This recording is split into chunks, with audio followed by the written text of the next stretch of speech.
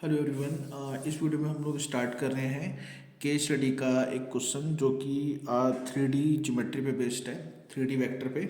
और ये question pre board 2023 में आया है, ठीक है, मॉर्निंग शिफ्ट में। क्वेश्चन है electrical transmission wire which are let down in winter are stretch tightly to accommodate expansion in summers. उसके बाद इसने बोला है to such wires lie along the following lines. दो वायर्स इस लाइन के अलोंग हैं, ठीक है। On the basis of the above information answer the following questions.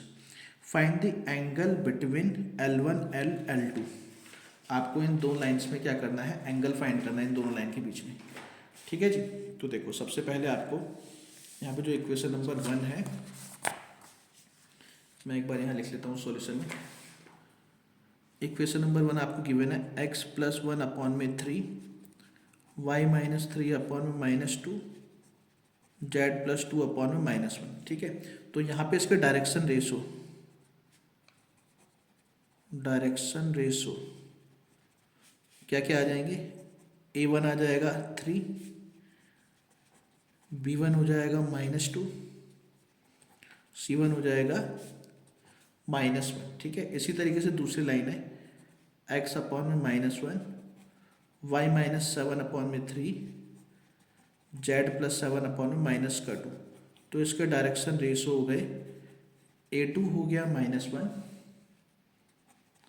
b2 हो गया 3, c2 हो गया -2, ठीक है जी। ये हमारे पास a1 b1 c1 a2 b2 c2 की वैल्यू आ गई। अब एंगल बिटवीन लाइन का फॉर्मूला होता है फर्स्ट पार्ट के लिए cos theta is equal to a1 a2 plus b1 b2 plus c1 c2 upon में रूट में a1 square plus b1 square plus c1 square root में a2 square plus b2 square plus c2 square, ठीक है। cos theta is equal to a1 की value हो गई 3, b1 a2 -1 plus का b1 -2 और b2 3 प्लस का c1 -1 c2 -2 होल अपॉन में रूट में a1 की वैल्यू हो गई आपकी 3 का स्क्वायर प्लस -2 का स्क्वायर प्लस -1 का स्क्वायर। फिर इसी तरीके से a2 स्क्वायर की वैल्यू हो गई -1 का स्क्वायर प्लस 3 का स्क्वायर प्लस -2 का स्क्वायर, ठीक है जी। ये मैंने वैल्यू पुट करी है। अब इसको कैलकुलेशन करते हैं। देखो यहाँ पे आएगा आपका -3 -6 और प्लस का 2 अपॉन में रूट में 9 प्लस का 4 प्लस 1 रूट में 1 प्लस 9 प्लस का 4।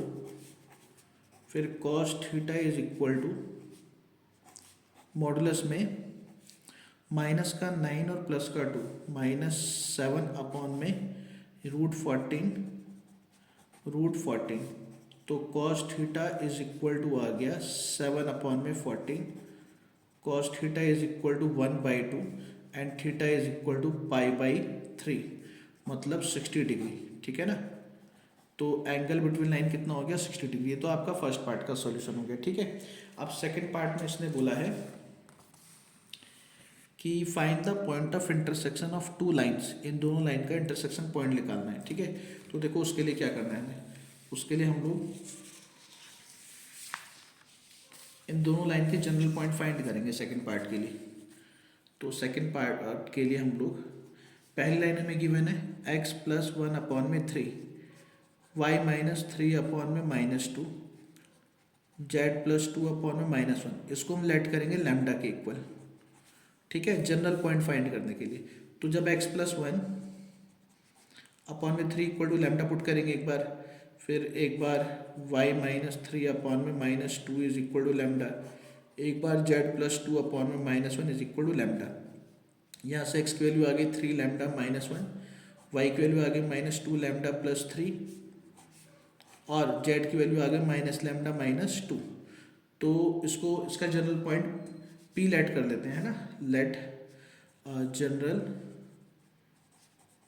पॉइंट ऑफ लाइन L1 को मैंने सपोज कर मान लिया P, वो हमारे पास हो गया 3 lambda minus 1 minus 2 lambda plus का 3 माइनस लैम्डा माइनस 2।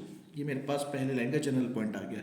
उसके बाद दूसरे लाइन की इक्वेशन है x अपॉन में -1 is equal to y minus 7 upon में 3 is equal to z plus 7 upon में -2। इसको हम इक्वल टू कुछ भी जैसे म्यू लेट कर लेते हैं, ठीक है ना। तो म्यू लेट करेंगे तो यहाँ पे x अपॉन में -1 इज इक्वल टू म्यू, फिर y माइनस 7 अपॉन में 3 इज इक्वल टू म्यू, और फिर z प्लस का 7 अपॉन में -2 इज इक्वल टू म्यू, ठीक है। यहाँ पे x की वैल्यू आ गई माइनस म्यू, y आ गया 3 म्यू प्लस का 7, और z इज इक्वल टू आ गया माइनस का 2 म्यू माइनस 7, ठीक है। तो general point of line L2, इसको Q मान लेते हो, हमारे पास आएगा minus mu 3 mu plus 7 minus 2 mu minus का 7, ठीक है। अब यहाँ पे क्योंकि आपको पॉइंट ऑफ इंटरसेक्शन निकालने हैं तो P और Q पॉइंट आपका कोइंसिडेंट ही करेगा, मतलब एक के ऊपर एक ही पॉइंट होगा, कहने का मतलब। तो ये x की वैल्यू इस x की वैल्यू के इक्वल पुट कर दोगे तो यहाँ पे आएगा 3 lambda -1 is equal to minus mu, और इसी तरीके से ये वाली वैल्यू इक्वल टू इसके पुट कर दोगे तो आएगा -2 लैम्डा प्लस का 3 is equal to 3 mu plus का 7, ठीक है जी।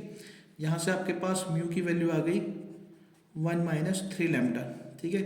और इसको सिंप्लीफाई करोगे, इसको उधर लेके जाओगे तो आएगा 0 is equal to 3 mu plus का 2 लैम्डा और प्लस का 4, ठीक है। इसके बाद फिर हम लोग तीसरी इक्वेशन को, इसको बनाने की जरूरत नहीं है क्योंकि लैम्डा और म्यू दो ही वेरिएबल है, और दो वेरिएबल को सॉल्व करने के लिए दो इक्वेशन बहुत होती हैं।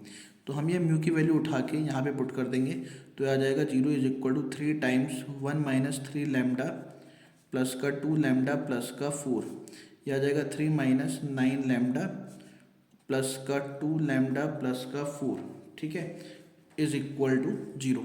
अब यहाँ पे यह आएगा 3 प्लस का 4 7, 2 माइनस का 9 माइनस का 7 लैम्डा इज इक्वल टू 0, और लैम्डा की वैल्यू आ गई 1। लैम्डा की वैल्यू आ गई तो म्यू की वैल्यू निकालने की जरूरत नहीं, किसी भी एक वेरिएबल की आपको वैल्यू चाहिए। जैसे लैम्डा आ गया तो मैं लैम्डा को उठा के यहाँ पुट कर दूंगा। अगर मान लो म्यू आ गया होता पहले तो मैं म्यू को उठा के यहाँ पुट कर देता, है ना। तो यहाँ से हमारा इंटरसेक्शन पॉइंट आएगा, इंटरसेक्शन पॉइंट कैसे मिलेगा, यहाँ पे हम पॉइंट P में यहाँ पे लैम्डा की जगह पे 1 पुट करेंगे, फिर यहाँ पे माइनस का 2 इंटू में 1 प्लस का 3, फिर माइनस का 1 माइनस का 2, पॉइंट P आ गया 3 माइनस का 1 हो गया 2, 3 माइनस का 2 हो गया 1, माइनस और माइनस का 2 हो गया माइनस का 3। तो ये हमारा इंटरसेक्शन पॉइंट आ गया इन दोनों लाइन का जो आपसे पूछा हुआ था, ठीक है। तो ये इसके दोनों पार्ट कंप्लीट हो गए, ठीक है।